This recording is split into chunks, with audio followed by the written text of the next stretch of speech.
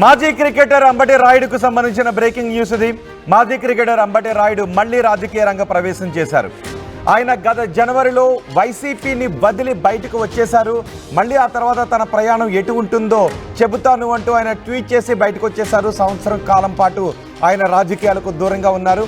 ఆయన రాజకీయాలను వైసీపీని వదిలి బయటకు వచ్చినప్పుడు రాజకీయాల్లో ఆడకుండానే అవుట్ అయ్యారంటూ పెద్ద ఎత్తున విమర్శలు వచ్చాయి. దానికి ఆ తర్వాత ఆయన ఎటువంటి వివరణ కూడా ఇవ్వలేదు. ఇప్పుడు ఆయన బీజేపీలో చేరుతున్నారు. బీజేపీలో మాజీ క్రికెటర్ అంబటి రాయుడు చేరుతున్నారు.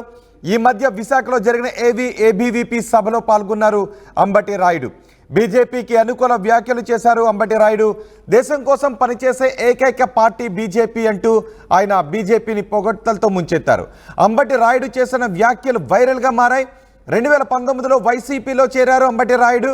కొంతకాలానికి వైసీపీకి గుడ్ బై చెప్పి జనసేన పార్టీ కార్యక్రమాల్లోనూ అంబటి రాయుడు పాల్గొన్నారు. ఇప్పుడు బీజేపీలో ఆయన చేరబోతున్నట్టుగా తెలుస్తోంది. బీజేపీలోకి ఆయన చేరే అవకాశాలు ఉన్నాయని ఏబీవీపీ సభలో పాల్గొన్న అంబటి రాయుడు బీజేపీకి అనుకూల వ్యాఖ్యలు చేశారు. బీజేపీని పొగడ్తలతో ముంచెత్తారు. బీజేపీతోనే భవిష్యత్తు ఉంటుందని చెప్పారు. గతంలోనూ ఆయన వైసీపీలో చేరేటప్పుడు వైసీపీ అధినేత జగన్ని కూడా పొగడ్తలతో ముంచెత్తారు. ఆ తర్వాత ఆయన వైసీపీని వదిలి బయటకు వచ్చారు. కొన్ని విమర్శలను ఎదుర్కొన్నారు.